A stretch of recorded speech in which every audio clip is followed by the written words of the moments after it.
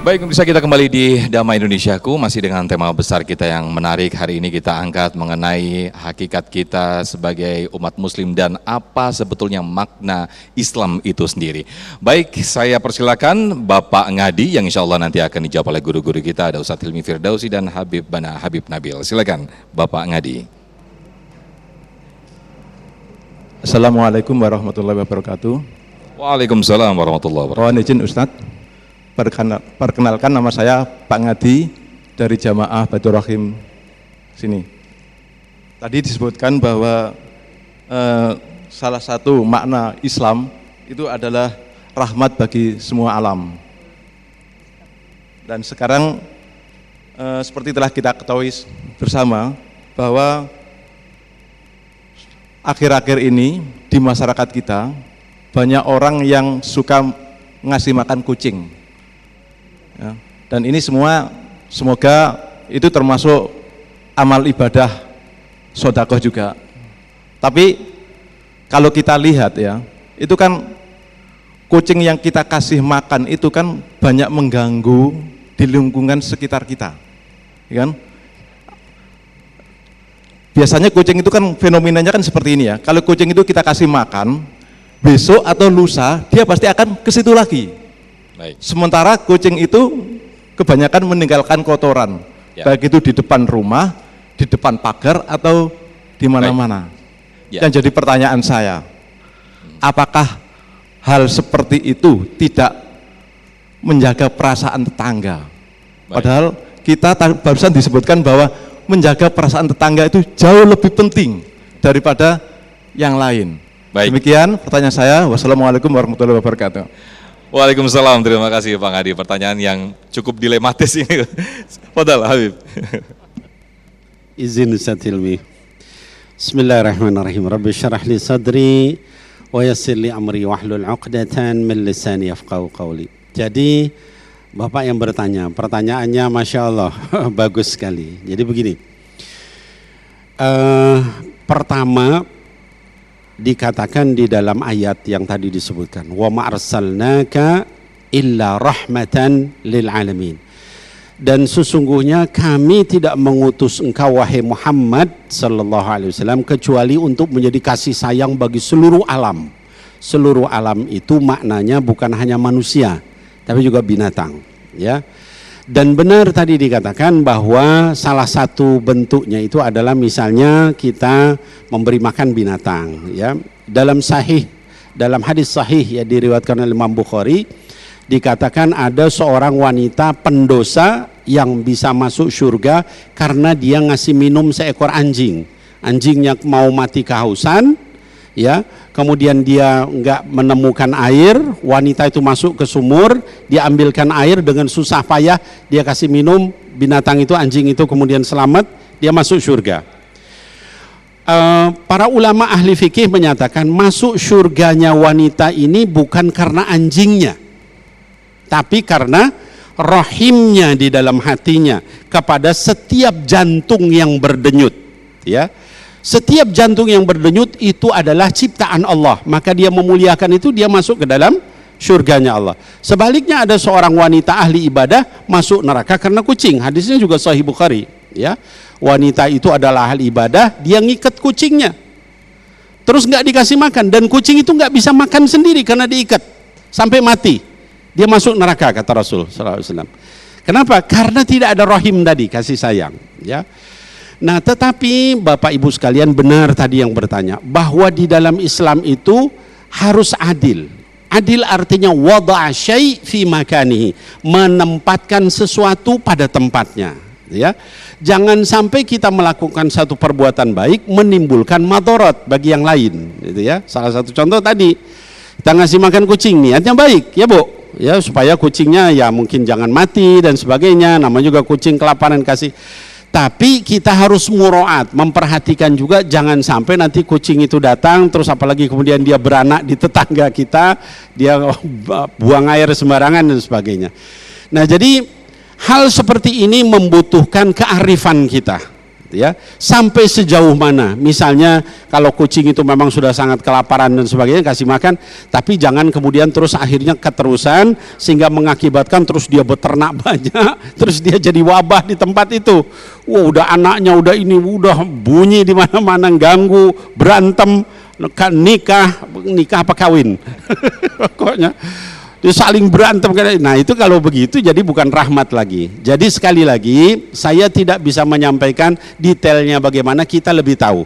Yang penting wada'a syai' fi makanihi. Adil itu menyimpan sesuatu pada tempatnya, jangan sampai berbuat baik kepada ini mengakibatkan keburukan kepada yang lain. Wallahu a'lam bishawab. Wah, Masya Allah, luar biasa lagi. Harus proporsional begitu mungkin bahasanya, Habib.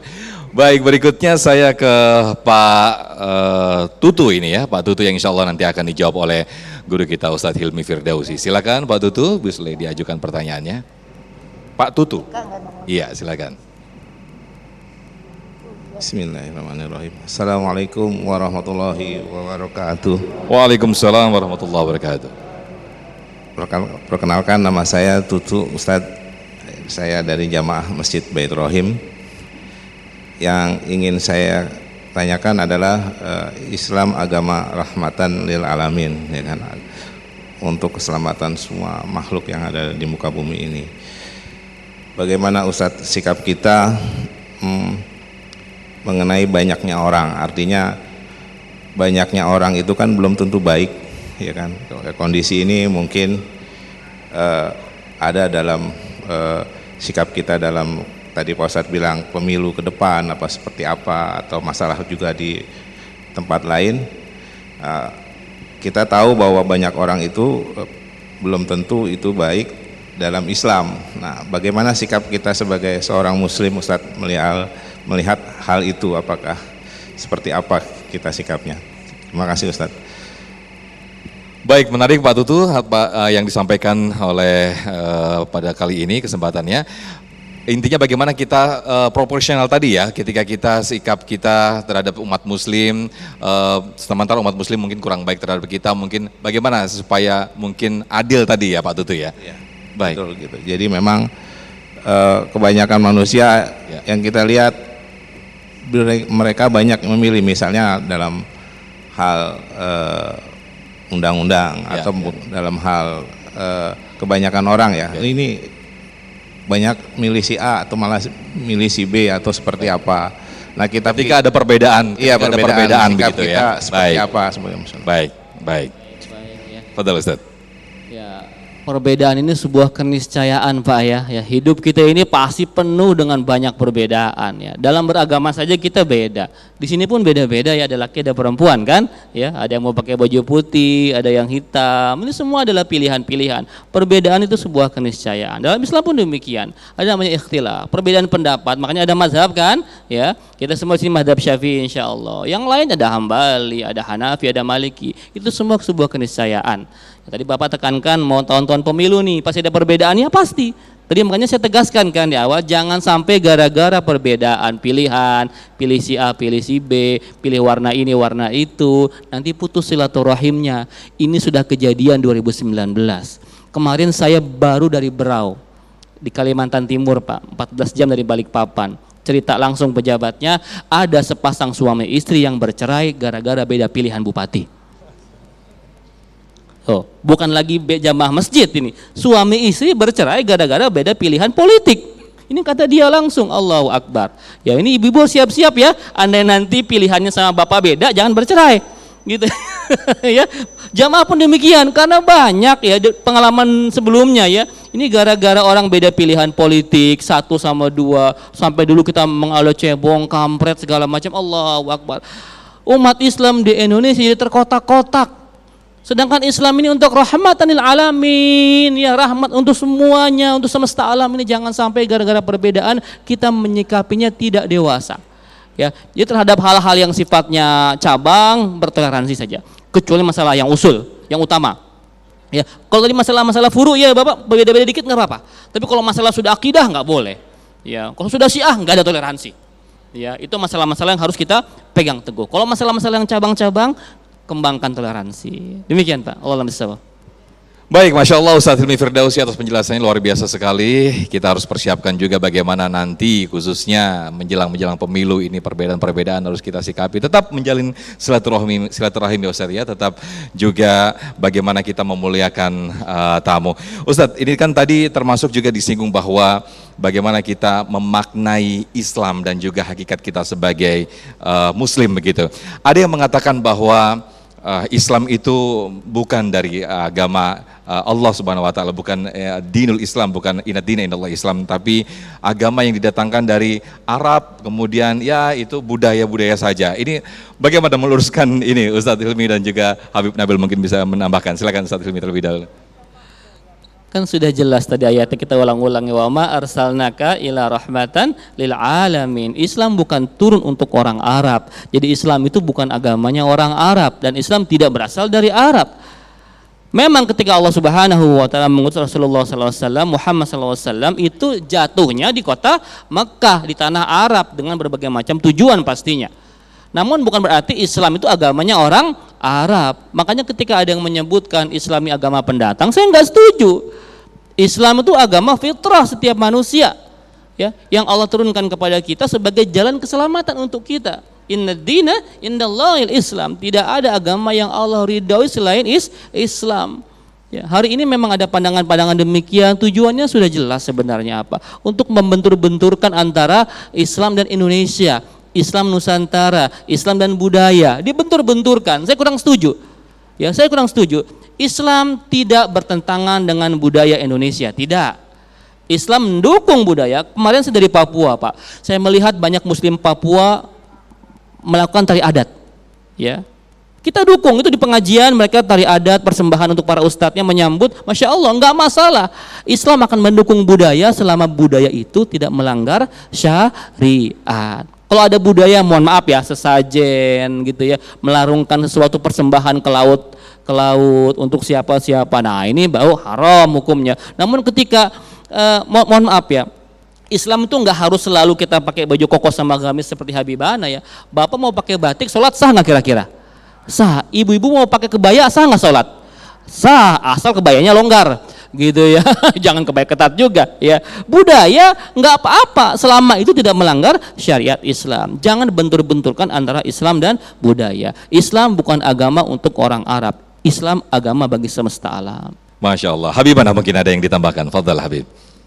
Iya, menambahkan saja sedikit. Jadi kalau dikatakan Islam itu adalah agama pendatang, saya ingat ada satu doa, mungkin Bapak Ibu sekalian ingat doa itu. Doa itu bunyinya begini, Rabbana zalamna anfusana wa illam taghfir lana wa tarhamna lanakunanna minal khasirin. Ibu-ibu tahu doa siapa itu?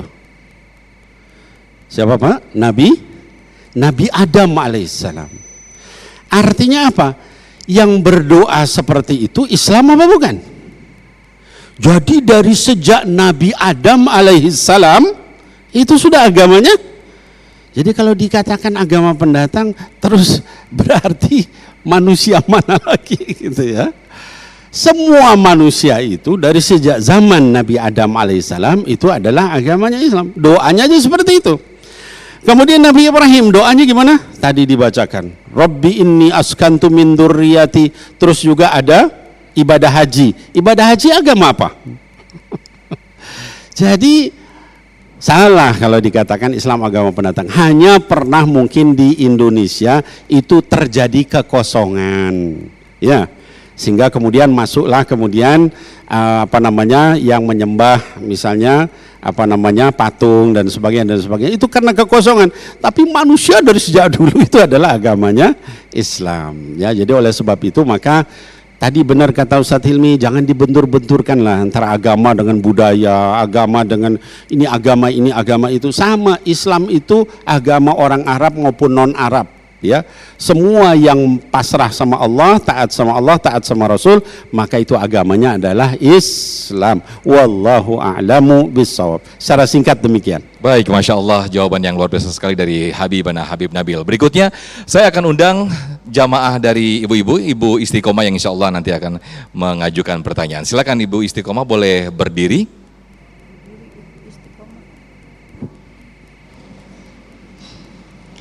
Assalamualaikum warahmatullahi wabarakatuh. Waalaikumsalam warahmatullahi wabarakatuh. Saya dari Majlis Ta'lim Al-Anwar. Yang saya ingin tanyakan Pak Ustadz, Pak Habib, apa makna yang tersirat di balik kata-kata ini? Siapa yang mengenal dirinya akan mengenal Tuhannya. Terima kasih dan sekian. Wassalamualaikum warahmatullahi wabarakatuh. Waalaikumsalam, Masya Allah, pertanyaan yang sangat bagus sekali yang insya Allah nanti akan dijawab oleh guru-guru kita Ustaz Hilmi Firdausi dan juga Habib Nabil Al-Musawa. Sesaat lagi tetaplah di Damai Indonesiaku.